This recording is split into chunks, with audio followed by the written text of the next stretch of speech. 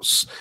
Vamos lá então, vamos aqui falar do que está acontecendo, porque nós tivemos uma operação que hoje, acredito que o Pegavox foi um dos primeiros canais a entrar com essa informação ao vivo hoje, né? O Ivan Kleber estava pronto para entrar ao vivo aqui, tivemos que fazer uma operação, trocar a capa, trocar tudo ali em cima do lastro, justamente para dar vazão a essa informação para vocês. E ao longo do dia, nós tivemos várias atualizações que diz respeito ao caso de vazamento de dados, como está sendo tratado até mesmo em nota pelo Superior Tribunal Federal. Pois bem, meus caros, agora a gente precisa olhar alguns pontos que está acontecendo nessa história. O primeiro ponto de todos é relembrar uma frase da reunião do STF que teria sido gravada internamente. Os ministros até apontam que essa gravação teria partido do próprio ministro Toffoli, coisa que ele nega veementemente. E ali dizia-se que tudo isso que estava acontecendo com o ministro Toffoli seria uma espécie de revanchismo, um recado, um troco, de alguma forma, da Polícia Federal. E o que nós observamos então é que a Polícia Federal, ela não está ali mais para seguir os desígnios da justiça, mas para trabalhar com revanchismo. E esse revanchismo seria em nome de quem? Por parte da Polícia Federal. Porque todo o escopo que nós temos para analisar em cima desse caso, que assusta cada vez mais, é de que existe um inimigo do STF. Existe um inimigo do judiciário e existe um inimigo dos ministros. Pois bem, meus caros, quem é este inimigo? Porque durante os anos de 2019, 20, 2021, 2022, 2023, 2024 e boa parte de 2025, esse inimigo era um pretenso gabinete, era Jair Bolsonaro. Jair Bolsonaro era posto como essa pessoa e um movimento político que ele liderava que estaria fazendo tudo isso. Nós temos a prisão de Bolsonaro. Bolsonaro está preso na Papudinha, está sendo achincalhado pelas escolas de samba. Então, quem é o inimigo agora? Quem é aquele que quer derrubar o STF? Quem está trabalhando através da Polícia Federal, segundo as versões que são apresentadas nos bastidores da mídia, e eu não estou inventando nada, estou falando o que todos os grandes jornalistas aí da grande mídia, com acesso a gabinete, com acesso a corredores, falam que a relação entre os ministros não é tão boa, falam de revanchismo, de perseguição, de alas da PF. Então, quem controla a PF não é o presidente da República? A PF não estaria respondendo? Existe ingerência? E agora nós temos toda essa situação envolvendo essa operação, que beira alguns pontos assim críticos e preocupantes, meus caros. Por quê? Nós temos uma situação que, quando eu vi hoje, eu fiquei um pouco surpreso. Primeiro, aqui o próprio Ivan trouxe aqui pela manhã de que a operação fazia parte do inquérito das fake news, considerado até pelo ex-ministro do STF, Marco Aurélio Mello, o inquérito do fim do mundo. Porque tudo ali cabe, tudo pode, com data para começar e sem data para terminar. E um inquérito que está aberto já de ofício há 7 anos. Vale lembrar que esse inquérito começou para ali, a pedido, né, do ministro Dias Toffoli, que passou o controle do inquérito para Alexandre de Moraes, para tirar do ar uma matéria da revista Cruzoé, a famosa matéria O Amigo do Meu Pai, que envolvia os casos da Odebrecht.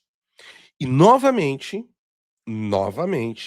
quando nós temos, entre outras situações, Dias Toffoli, ex-advogado de Luiz Inácio Lula da Silva, indicado por Dilma Rousseff para a corte, Nós estamos assistindo a arbítrios utilizando o mesmo inquérito. Desculpa, pessoal. E quando nós olhamos a situação de maneira mais profunda e mais pragmática ainda, nós temos acusações que estão sendo feitas a esses servidores que está completamente superficial. Não se tem acesso aos dados publicamente, porém, o simples fato de haver uma desconfiança já fez com que esses servidores, 3 deles fossem demitidos sumariamente, sem o devido processo legal de acusação e defesa. A operação aconteceu hoje, já colocaram tornozeleira eletrônica e o pior, divulgaram o nome desses servidores. Ok, se você está divulgando o nome desses servidores, o que se espera então é que também se torne público de quais crimes eles estão sendo acusados. Isso é o devido processo legal, tá, pessoal? Se você está publicizando o nome de uma pessoa em uma operação, colocando o nome dela como um outdoor, você precisa então divulgar qual é a acusação contra essa pessoa. Caso contrário, isso é achincalhamento público. Pura e simplesmente. E o doutor André Marsiglia, inclusive, eu vi ele comentando sobre isso, que ele não ia divulgar o nome dessas pessoas. E eu faço coro, que o nome dessas pessoas não tem que ficar sendo repetido. Porque nós não sabemos pelo que elas estão sendo acusadas. Se elas forem culpadas de algo, que elas paguem por possíveis crimes que tenham cometido. Mas como nós, inclusive, vamos começar a pegar o nome dessas pessoas e ficar repetindo para a destruição da reputação delas, que a mídia é muito utilizada para isso, sem nem saber do que essas pessoas estão sendo acusadas, se elas são realmente culpadas, tá? É algo que, assim, assusta, pessoal. Assusta, e o que eu olho agora é que está assustando de maneira clara a imprensa, a grande mídia, jornalistas que estão dentro de outros veículos de mídia. E aqui tem uma matéria, tem 2 matérias que eu quero ler para vocês, tá? Inclusive com a nota que o STF soltou. E o STF realiza uma operação para prender servidores. E por que que o STF precisa colocar nota na página inicial do seu site? Relações públicas? Não deveria então o STF utilizar-se dos autos do processo e através da promotoria do Ministério Público Federal, da PGR, expor isso? E não uma nota pública à imprensa ou à população do STF? É tanta coisa nesse caso que beira o absurdo, que eu estou aqui falando na qualidade de um cidadão comum, não sou jurista. Sou jornalista, sou um cidadão brasileiro que olho com muita preocupação como colegas da grande imprensa agora também estão começando a ficar preocupados. E eu vou mostrar aqui para vocês isso, eu vou mostrar essa preocupação. Mas até aqui, pessoal, vocês estão acompanhando os meandros desse processo? Me deixe saber no chat. Vamos lá, vou trazer aqui a matéria. O Supremo Tribunal Federal divulgou uma nota nesta terça-feira após a operação da Polícia Federal que mirou servidores públicos suspeitos de vazar informações sobre dados de autoridades e de parentes delas.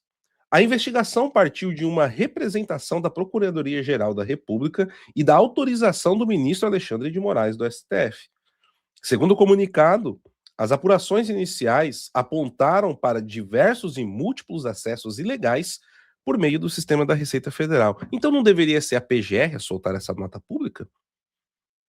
Porque ela é a acusação.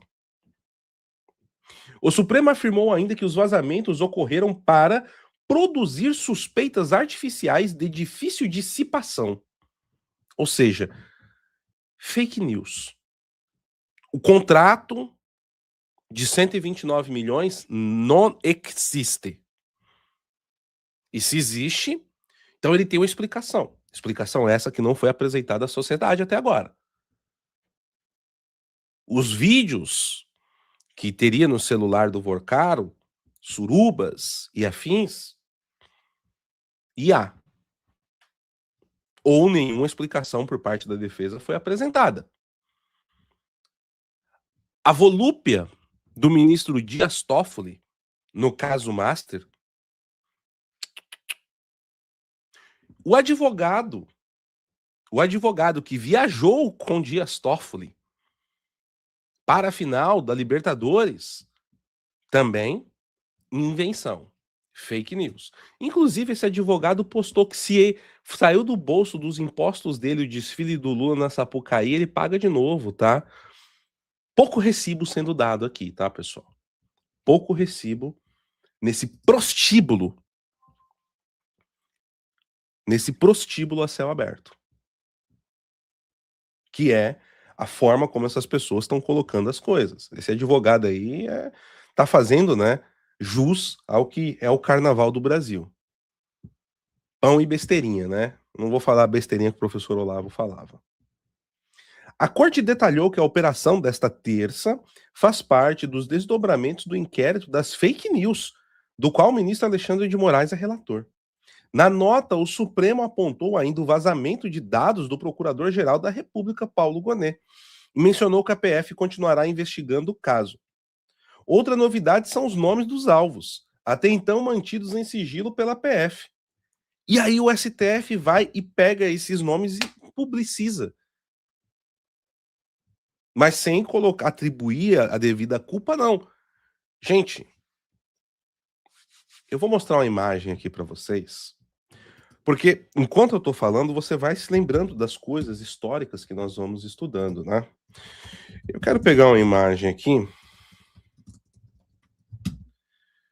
que vale muito a pena a gente ver. Aqui, ó. Tá? Aqui, vamos lá. Abrir imagem, uma nova guia. Tá aqui, ó.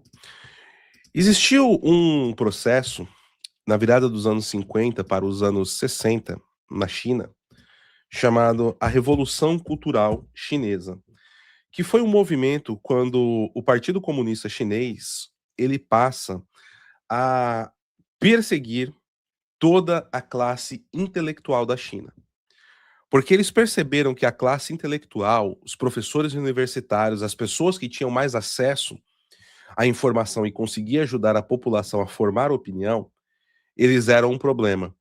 E a Revolução Cultural ela precisava que a população fosse cegamente fiel aos desígnios do partido. Então começou a haver uma inversão total dos valores. E, por exemplo, os alunos, jovens, adolescentes, começaram a ter o poder dado pelo partido de perseguir os seus professores, acusá-los e, além disso, colocá-los em exposição pública para achincalhamento.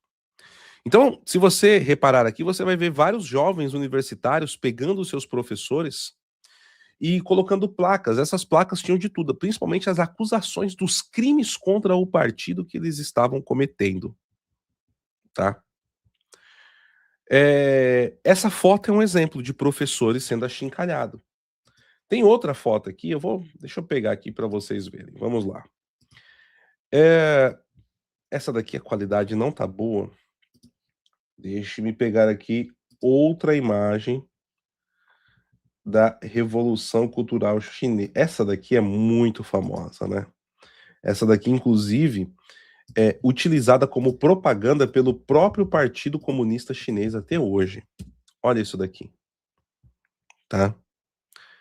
Essas aqui são as imagens que nós temos, as que é possível mostrar aqui no YouTube, do que a Revolução Cultural Chinesa fez. E eles destruíram completamente a elite intelectual da China que impedia o avanço revolucionário. Então você precisava, de todas as formas, silenciar as vozes daqueles que se levantavam contra o partido, daqueles que apontavam os abusos e os erros da tirania, tá? Essa daqui é outra imagem famosa da Revolução Cultural Chinesa, com o livro das ideias de Mao na mão das crianças aqui, sendo utilizada, e essas crianças eram utilizadas para perseguir os pais, os avós, os professores. Todos os adultos começaram a ser vítimas da perseguição e da lavagem cerebral que o partido começou a fazer, tá? E um dos principais fatores era justamente o da primeira foto que eu mostrei aqui para vocês, a exposição pública. E a exposição pública fazia com que qualquer um que pensasse em se levantar contra o partido pensaria 3, 4, 5 vezes por medo, tá, de ser perseguido e até mesmo morto, que foi o que aconteceu, tá? A Revolução Cultural Chinesa, alguns números apontam que ela chegou a matar mais de 50 milhões de chineses, tá? Tá aqui. Então, eu só tô mostrando um fato histórico para vocês de como você fazer exposição pública de nomes de pessoas que são alvos funciona. E qual é o objetivo? Eu não tô dizendo que está acontecendo no Brasil é a Revolução Cultural Chinesa, mas eu tô mostrando a que ponto as coisas chegam. Então, a nota, eu vou ser bem sincero, os amigos aqui podem procurar essa nota, podem ler a nota, não tem problema nenhum, tá? Mas eu não vou prestar esse serviço aqui, não vou usar esse espaço dos amigos que me ouvem para ler essa nota. Mas a substância da nota e do que está sendo feito, eu disse aqui.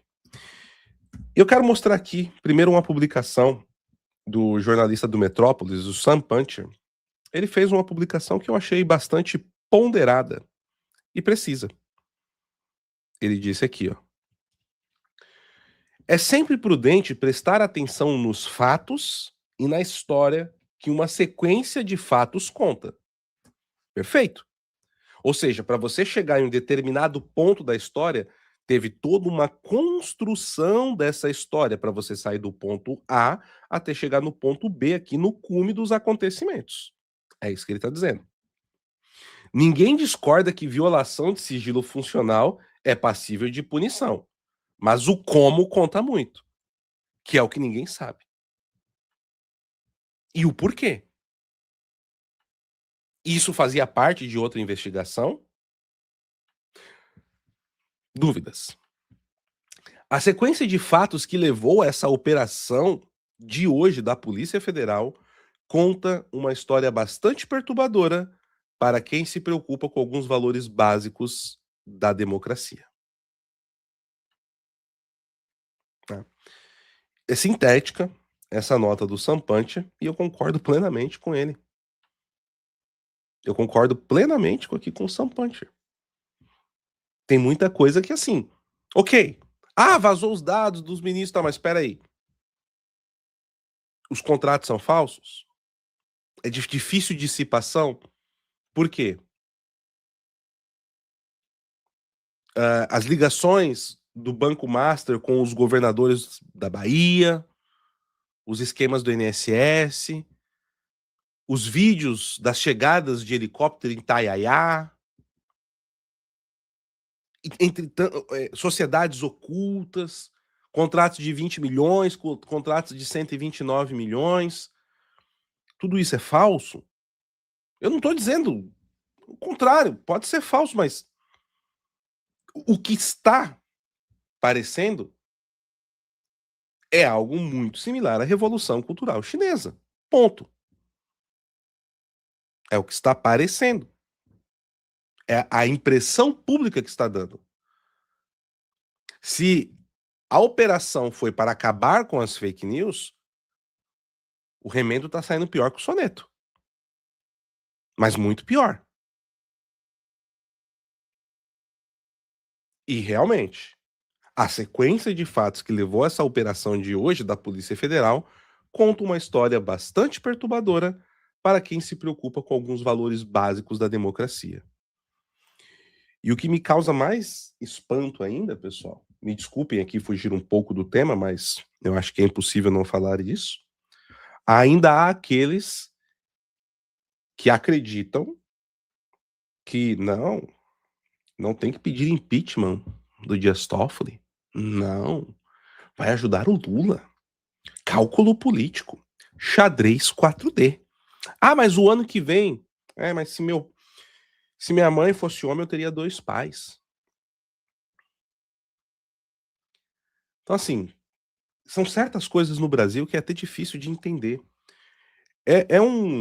O Brasil virou, desculpem aqui a sinceridade, meus amigos, um puteiro a céu aberto. Quando a gente fala da política brasileira de todos os lados, é um prostíbulo. Daquele de beira de estrada. A situação política do Brasil hoje é assustadora. É assustadora. E aí nós temos um vídeo aqui que eu quero trazer para vocês do pessoal da Globo News, agora à tarde, também tratando sobre essa questão. Espera aí que meu vídeo já vai voltar, pessoal. Preocupados. E com razão. E com razão eles estão preocupados. O problema é que é tardia essa preocupação, né? Vamos lá. Olha só.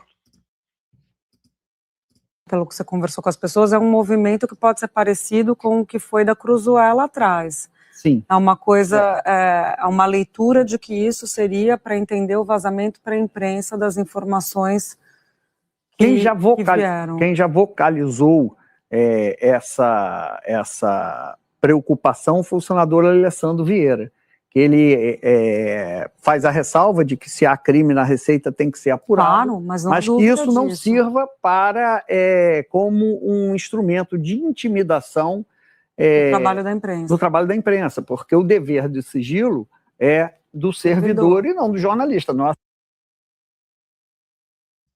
Pegaram a relação que eu mostrei aqui do fator psicológico da Revolução Cultural Chinesa? Pegaram? Nossa missão é, à luz do interesse público, divulgar informações, mas quem tem o dever do sigilo é o servidor público. E muito bem, porque a Receita já estava fazendo uma investigação, né? Isso é importante a gente saber. Como a gente disse, já tinha um procedimento interno desses mecanismos próprios da Receita que detectou, né, esse alerta foi detectado de que havia o acesso indevido aos dados. Então a Receita já estava fazendo uma apuração lá e a Receita pode enviar para o Ministério Público quando há um indício de crime.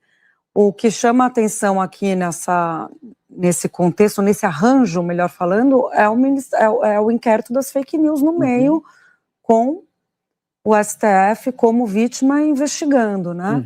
Embora haja esse alinhamento maior que você bem destacou com a PGR hoje. Hoje o Paulo Gonet é alguém bem aliado ao... Hoje? Não, agora está se encaixando, né? Hoje. Mas não é o que vem acontecendo desde 2019. Ao Supremo, todas as decisões que ele tomou, principalmente nesse caso Master, são posições de alinhamento a uma ala ali da Suprema Corte, né? Então é completamente diferente do que foi o Aras. O Aras, por exemplo, ele era considerado um puxadinho, como é que a gente vai dizer, do executivo, do governo, do executivo, né?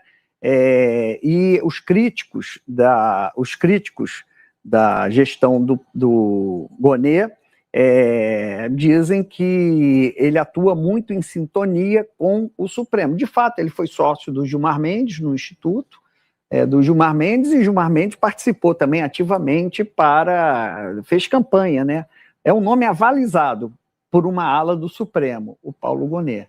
Então, por isso que ele também não vê problema algum nesse inquérito das fake news, ao contrário de seus antecessores, Raquel Dodge e Aras. Para a gente finalizar, ele peticiona até no inquérito, né? Então não é que há uma investigação do Ministério Público, que a Receita mandou para o Ministério Público e o Ministério Público abriu uma investigação.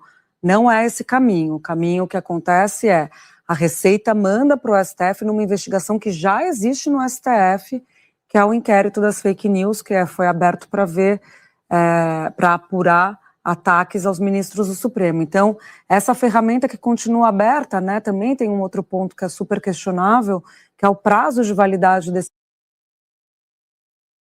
Gente, repara a atenção nesse momento aqui, ó, que ele coloca a mão na boca sem a preocupação. É sério, eu tô rindo aqui assim, mas eu me compadeço com um colega aqui, viu? Com todas as divergências, porque é quando a pessoa começa a cair na realidade.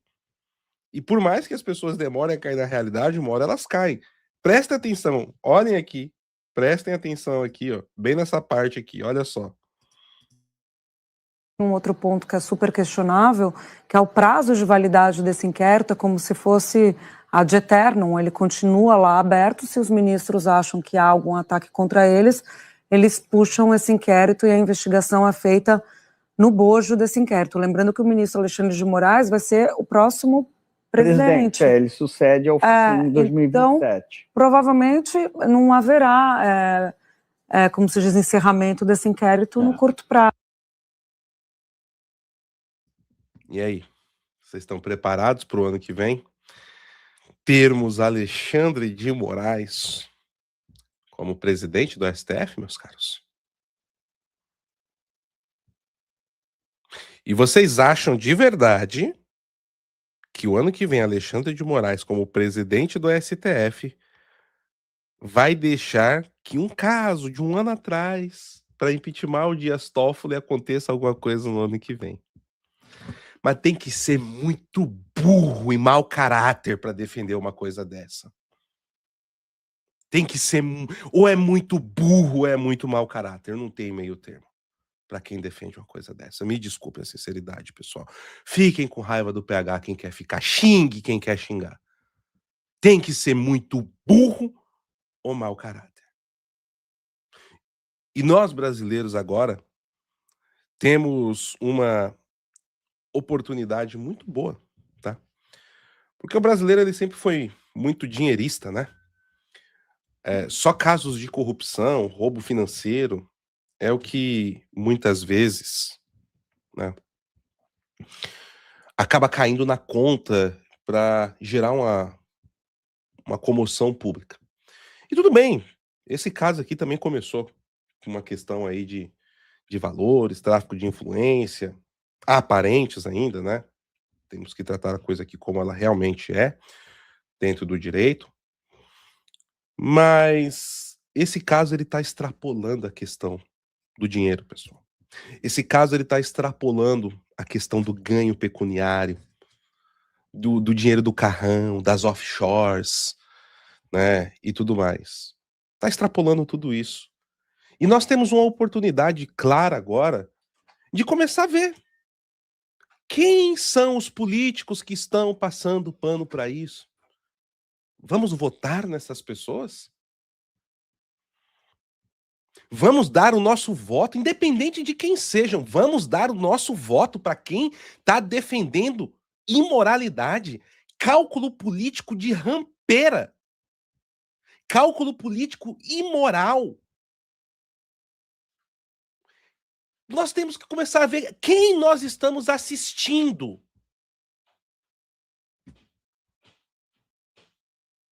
Quem está envenenando a água que você toma todo dia, mentindo para você e mostrando para você, você tá de 4, ó, estão te enfiando a trolha e você tem que falar que é bom.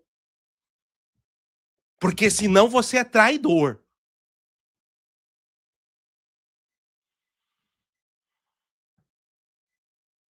Entendeu? Começa a pensar, meus amigos. Eu sei que o público do PH Vox é um público que pensa bastante, de verdade. É tanto que muitos amigos vêm aqui no canal e falam, Nossa, quando a gente vai lá no PH Vox, a gente tem que ter o triplo do cuidado, porque lá o pessoal é porreta, a audiência é porreta. E eu sei que vocês são. Então comecem a ver de verdade para quem que vocês estão dando o seu voto, para quem que vocês estão dando audiência, gente. Para quem que vocês estão dando ouvido. Tudo isso que está acontecendo é um caso maravilhoso para separar o joio do trigo. Ah, você não concorda? Beleza, então não acompanhe mais aqui o nosso trabalho. A gente mantém a mesma linha de sempre aqui, ó. Seja a pauta que for. Você sempre vai ver a gente seguindo a mesma linha. E quando a gente muda de posição, a gente vem e fala abertamente, ó, foi por conta disso, disso e disso. Mas nesse caso, olha, é uma fachada simples. Simples. O joio tá azul no meio do trigo. É só você ir lá e tirar fora o joio. Seja politicamente, seja midiaticamente, porque a moralidade no Brasil virou uma moralidade de prostíbulo. E tá muito fácil você ver quem são as prostitutas nessa história. Quem defende esse tipo de coisa, me desculpa, é o que é. Xingue, fique com raiva, faça o que quiser. Mas é o que é. Olha só, o Jorge Amaral disse aqui, ó. PH, hoje o presidente está preso sem crime. Tá? Pessoal, hoje eu tive que ir na Virgínia e quando eu tava voltando da Virgínia, eu voltei de Uber. É um outro aplicativo aqui, mas é o Lyft, né? Tipo Uber. Igualzinho Uber. E aí eu tava conversando. O rapaz, o motorista africano. E ele tá vindo de um país, tá? Que tá em guerra civil na África. E ele conversando, falando da situação, que deixou parte da família lá e tava aqui e tal. E a gente conversando. E eu comecei a falar pra ele as coisas do Brasil. Eu comecei a contar as coisas da operação de hoje, contei a história do Bolsonaro preso, por que ele tá preso. O sujeito estava dirigindo o carro, vindo de um país em guerra civil, ele olhava pro retrovisor e falava, como é? Ele, como é? E eu contava o que estava acontecendo no Brasil. O sujeito que está vindo de um país que está em guerra civil, sob ditadura militar, ficou surpreso com as coisas que eu contei para ele sobre o Brasil hoje, inclusive sobre a operação de hoje. Vocês têm noção disso, pessoal? Vocês têm noção disso?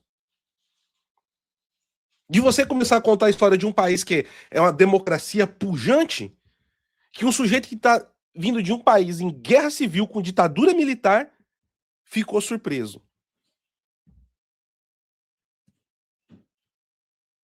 Sabe? É isso, gente. É isso. É a situação que a gente está vivendo no Brasil. Entendeu? De cálculo político, em cálculo político, né? Em acordão, e não calma, que isso faz parte do plano que vai vir aqui na diagonal e vai descer e não sei o que. Aí tá aí, ó. Vamos ver quanto tempo ainda esse tipo de coisa vai perdurar, né? Mas perceba que quem aponta isso, que quem fala esse tipo de coisa, passa pelo mesmo processo de achincalhamento público, tá? Tal qual ali, guardadas as devidas proporções, da Revolução Cultural Chinesa. Reparem nisso. Não acreditem em mim, não concordem comigo, meus amigos. Não precisa. Só prestem atenção nas coisas. E aí você vai ter todas as condições para formar a sua opinião, tá? É isso que eu posso dizer para vocês. E aí eu preciso chamar aqui um amigo. Eu tô louco? Eu pergunto. Quando eu falo isso, eu sou louco? Eu sou louco? Não, eu sou louco. Eu tô louco? Não, eu não tô louco. Eu não tô louco.